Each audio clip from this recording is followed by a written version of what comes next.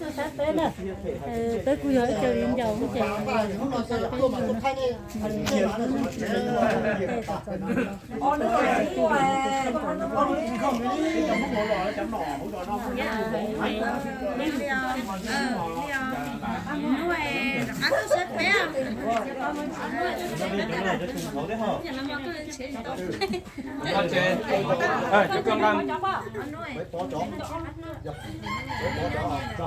mấy bò ơi, mấy bò, cho nó có đi bây giờ, cho học, cho nói gì, cho nào không đi nữa, ok.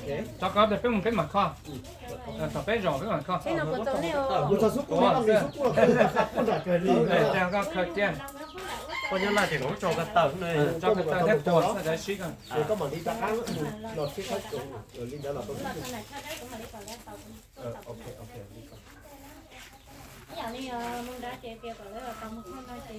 Cái mù gì đâu vậy? Đây chỉ so lên đây so đi gì là con biết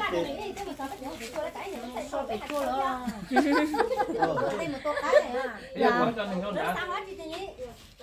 Thế này thì bây giờ thôi cho mình cho đã cho lại nè. Để sáng 11 các xin được con mình được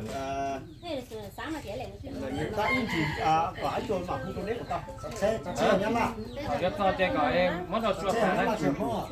nhân là nó tốt chồng ấy chua sung máu nên luôn chứ mà nên cái bản xích hôi rồi cái xích hôi mà Có món đồ chua phải chứ. Chua phải trên báo mua.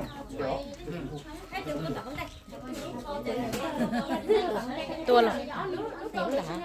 Là nó